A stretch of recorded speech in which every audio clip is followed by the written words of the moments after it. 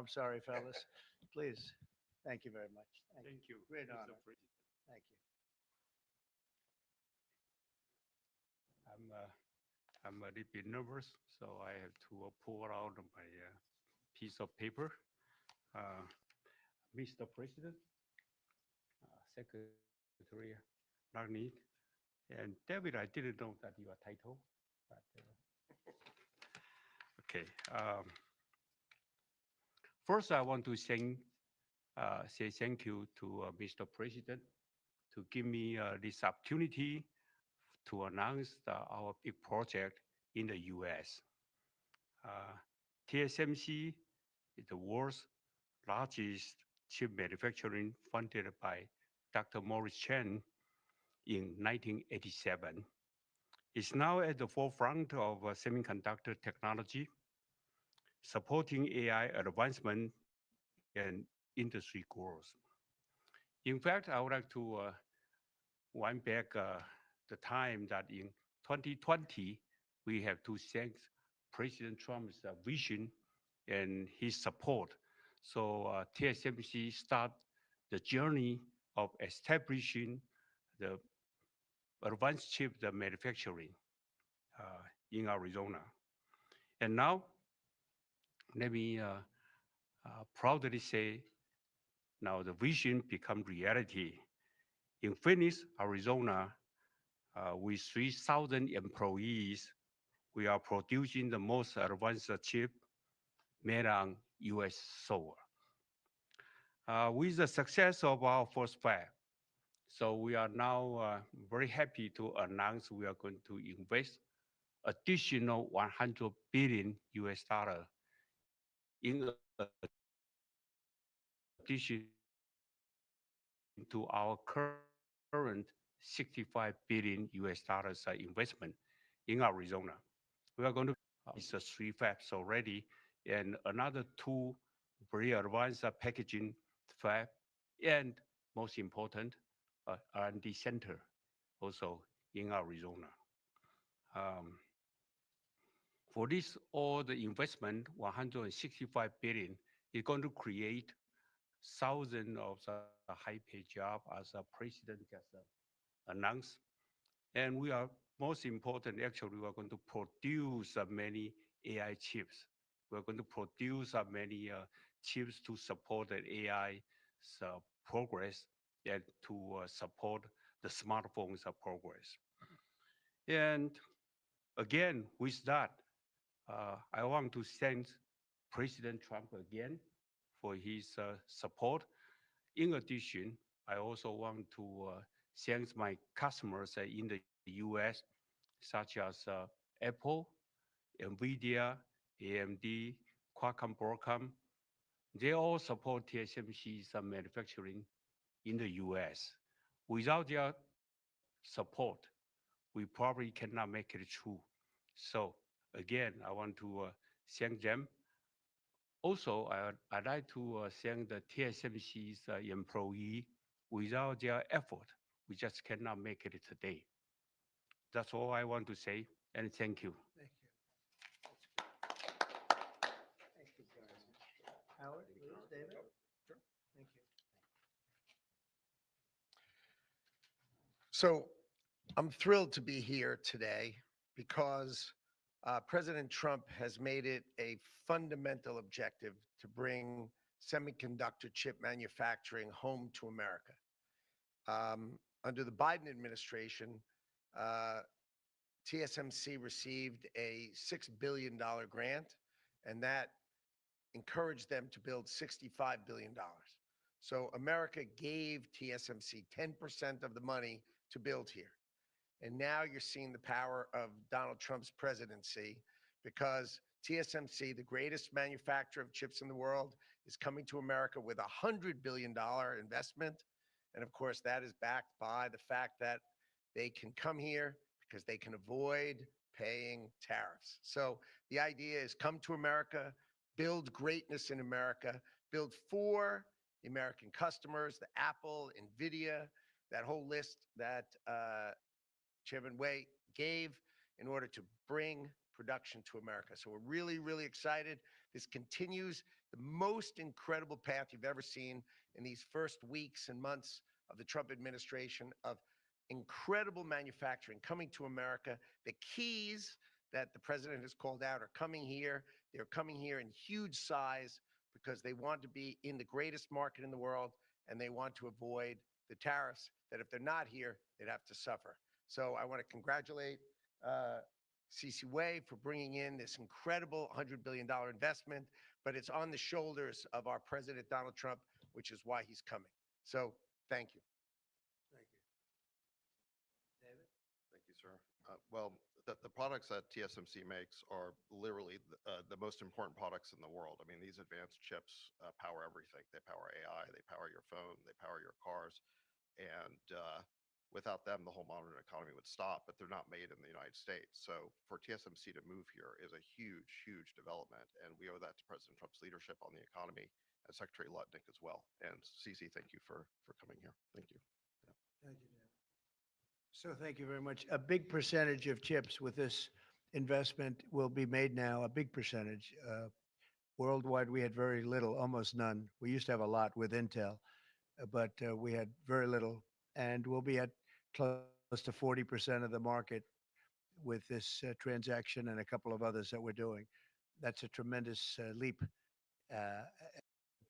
That's a tremendous leap.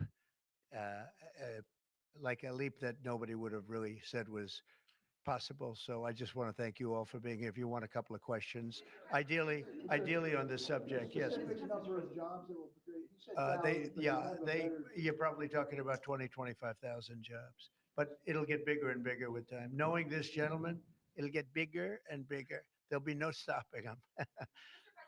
Yeah, Brian, go ahead. In addition to the job, you talked about national security, and that's one thing I think a lot of Americans at Yeah. home don't understand. Explain the national security aspect of this.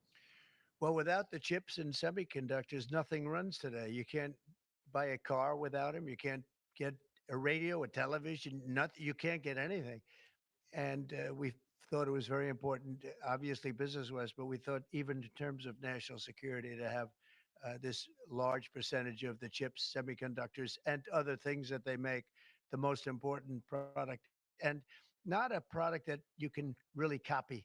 It takes years and years. You know, on the needle of a pin is total genius. I mean, they can put things, I mean, something the size of the needle, the point of a pin, they put information that is just not even believable. So if you would see this, it's just really something. Yes, Brian? One aspect of that, Honda Yeah. announced they're coming to Indiana because of the tariffs. Once again, That's you're right. bringing additional jobs and manufacturing. You want to comment on that as well? Well, Honda's coming, and I told you about Apple that they're going to be starting to build massively here, 500 billion. And we have many other companies going to be announced, but we had many that have already announced. And no, it's going to be great. It's looking really strong. I don't think this country has ever seen anything like we're seeing right now. Now, the tariffs, as you know, will start a week earlier than the reciprocal, which is going to be on a couple of weeks earlier. Reciprocal tariffs start on April 2nd. And I wanted to make it April 1st, but I didn't want to go April Fool's Day because that costs a lot of money, but that one day. But so we're going April 2nd.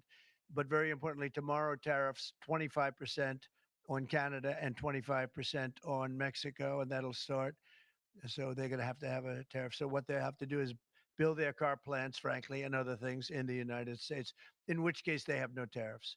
In other words, you build, and this is exactly what Mr. Wei is doing, by building here. Otherwise, they'll build, if they did them in Taiwan to send them here, they'll have 25% or 30% or 50% or whatever the number may be someday. It'll go only up. But by doing it here, he has no tariff. So he's way ahead of the game. And I would just say this to people in Canada or Mexico, if they're going to build car plants, the people that are doing them are much better off building here because we have the market. We're the market where they sell the most. And so I think it's going to be very exciting for the automobile companies. Very exciting for, I can think of any, as an example, North Carolina, they had the grid. I used to go there to buy furniture for hotels, and it's been wiped out. That business all went to other countries. And now it's all going to come back into North Carolina, the furniture manufacturing business, please.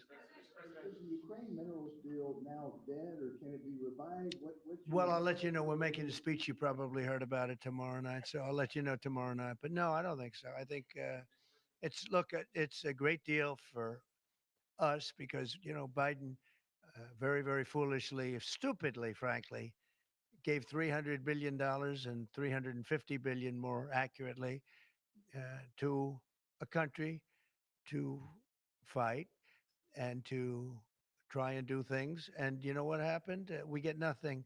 We get nothing. Just gave it. And if we could have rebuilt our entire U.S. Navy with 350 billion. Think of it, 350 billion. We could have rebuilt our U.S. Navy. So he gave it away as fast as the money could be gone. And what we're doing is getting that all back and a lot more than that. And what we need, it's very important for this business that we're talking about here with chips and semiconductors and everything else. We need rare earths. And the deal we have is we have the finest rare earths that you can. Mr. President, thank you, Mr. President. What do you need to see from President Zelensky to restart these negotiations? Well, I just think he should be more appreciative because this country has stuck with them through thick and thin. We've given them much more than Europe, and Europe should have given more than us because, as you know, that's right there. That's the border. This country really was like the fence on the border. It was very important to Europe, and I'm not knocking Europe. I'm saying that just they were a lot smarter than Joe Biden because Joe Biden didn't have a clue. He just gave money hand over fist, and they should have been able to equalize with us. In other words, if we gave $1, they should have given. Well, we gave 350 billion. They probably gave 100, but on top of it all, they get their money back because they're doing it in the form of a loan, and it's a secured for that, which I've known about for a little while. I said it's time for us to be smart. At the same time, it's great for them because they get us in the country taking the rare earth, which is going to fuel this big engine, and especially the engine that we've in a very short time created. And we get something, and we're there. We have a presence there. With all of that being said, I want one thing to happen. I want all of those young people to stop being killed. They're being killed by the thousands every single week. Last week, 2,700 were killed. 2,700 young, in this case, just about all young boys from Ukraine and from Russia. And that's not young people from the United States, but it's on a human basis. I want to see it stop. The money is one thing, but the death, and they're losing thousands of soldiers a week. And that's not including the people that get killed every time a town goes down or a missile goes into a town. And I want to see it stop. Yes. Are you considering canceling military aid to Ukraine? And can we get a reaction to what the Kremlin just said, that your administration is bringing U.S. worldview in alignment with Moscow's? So this is a deal that should have never happened. This is a deal that would have never happened. And it didn't happen for 4 years. It didn't happen. It was never even close to happening. If I were president, it would not have happened. And October 7th would not have happened in Israel. And inflation wouldn't have happened. And Afghanistan, disastrous, the way they withdrew. Not the fact that they withdrew, but the way they withdrew would have never happened. And we would have had Bagram right now instead of China having it. It was 1 hour away from where China makes their nuclear weapons. We would have kept Bagram, one of the biggest air bases in the world. All of these things happened, and it's a shame. But it is what it is, and now we're here. I want to see it end fast. I don't want to see this go on for years and years. Now, President Zelensky supposedly made a statement today in AP. I'm not a big fan of AP, so maybe it was an incorrect statement, but he said he thinks the war's going to go on for a long time. And he better not be right about that. That's all I'm saying. For this project, could this minimize the impact of the U.S. with chips should China decide to isolate Taiwan or China decide to take Taiwan? Well, it's a very interesting point. It's a great question, actually, but this would certainly, I can't say minimize. That would be a catastrophic event, obviously, but it will at least give us a position where we have, in this very, very important business, we would have a very big part of it in the United States. So it would have a big impact if something should happen with Taiwan. are you looking at relieving Russian sanctions if there is a peace deal? Well, we're going to make deals with everybody to get this war, including Europe and European nations. And they've acted very well. You know, they're good people. I know most of them are friends of mine, the heads of state, the heads of the various countries, prime ministers from the different. I got four prime ministers and five presidents called me over the last 2 days, and they want to work it out. They want to get it worked out. And I think they're also, you know, they're talking money, but the money is less important than the deaths. We're talking thousands of young people a week. And people would say, why do I care about Ukraine, young people? Why do I care about, and not all young, but they're pretty young. You know, Ukraine is running a little bit low and they're getting older. They're recruiting older people. It's a very, very sad thing that's happening over there. And we want to get it finished. We want to stop the death. On the tariffs, is there any room left for Canada and Mexico to make a deal before midnight? And should we expect those Chinese tariffs, the extra 10% to take No effect? room left for Mexico or for Canada. No, the tariffs, you know, they're all set. They go into effect tomorrow. Mr. President, just to follow up on my colleague's question. And just so you understand, vast amounts of fentanyl have poured into our country from Mexico, and as you know, also from China, where it goes to Mexico and goes to Canada. And China also had an additional 10, so it's 10 plus 10, and it comes in from Canada and it comes in from Mexico, and that's a very important thing to say. Yeah, please go ahead. Have you decided if you're going to suspend military aid to Ukraine? Have you made that decision? Well, I haven't even talked about that right now. I mean, right now, we'll see what happens. A lot of things are happening right now as we speak. I mean, literally as we speak. I could give you an answer and go back to my office, the beautiful Oval Office. I could go back into the Oval Office and find out that the answer is obsolete. It's like his business. It's obsolete. You come up with a new chip and it's obsolete about 2 minutes later, right? But that's what's good about his business. That's why he's the only one that's successful in it. But To follow up my colleague's question from Russia saying that your foreign policy is largely in line with their vision. Should that be concerning to Americans? said what? Should that be concerning to Americans? Read the statement. That Russia says that your administration's foreign policy is, quote, largely in line with their vision. Well, I'll tell you what, I think it takes two to tango, and you're going to have to make a deal with Russia, and you're going to have to make a deal with Ukraine. You're going to have the assent, and you're going to have the consent from the European nations, because I think that's important, and from us. I think everybody has to get into a room, so to speak, and we have to make a deal. And the deal can be made very fast. It should not be that hard a deal to make. It could be made very fast. Now, maybe somebody doesn't want to make a deal. And if somebody doesn't want to make a deal, I think that person won't be around very long. That person will not be listened to very long, because I believe that Russia wants to make a deal. I believe certainly the people of Ukraine want to make a deal. They've suffered more than anybody else. We talk about suffering. They've suffered. But if you think about it, under President Bush, they got Georgia, right? Russia got Georgia. Under President Obama, they got a nice big submarine base, a nice big chunk of land where they have their submarines. You know that, right? Crimea. Under President Trump, they got nothing. And under President Biden, they tried to get the whole thing. They tried to get the whole big Ukraine, the whole thing. If I didn't get in here, they would have gotten the whole thing. So I can only say, you can go back to Bush, you can go back to Obama, and go back to Biden. They took a lot. The only one they didn't get, you know what I gave them? I gave them anti-tank missiles. That's what I gave them. I gave them sanctions on Russia. I gave them javelins. You know the javelins? You know when they took out all those tanks? You know the tanks were heading to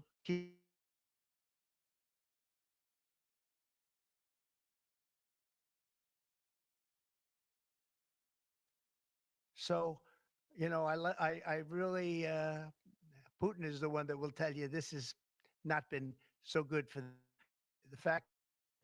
I just want fairness. I want fairness. But think of it. I gave Russia nothing except grief. I gave them nothing. I gave them sanctions and javelins. That's what I gave them. Obama gave them sheets. And you heard that statement The very famous Trump gave him javelins and Obama gave him sheets, and then they say how close I am to Russia. Let me tell you, we have to make a deal because there are a lot of people being killed that shouldn't be killed. But remember, Trump gave them nothing, and the other presidents gave them a lot. They gave them everything. You met with Argentine President Javier Milei at CPAC. He wants to sign a free trade agreement with Right. the United States. Is that something that you would consider with Argentina? I'll consider anything. And Argentina, I think he's great, by the way. I think he's a great leader. He's doing a great job. He's doing a fantastic job. Brought it back from oblivion. Uh, yeah, we'll look at things. We're looking at the UK with things. It doesn't have to be tariffs, but tariffs are easy.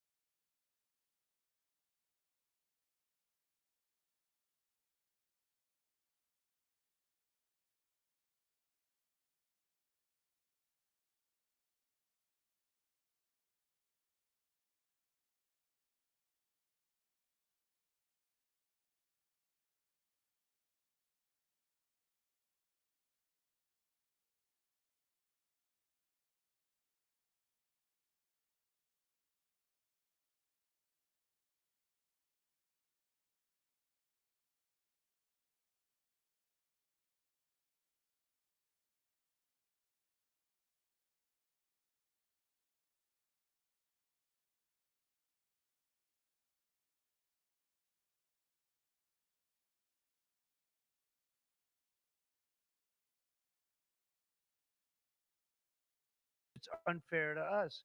It's very hard for us to make tractors, Caterpillar, here when Japan, China, and other places are killing their, driving it down. So all of these things add up.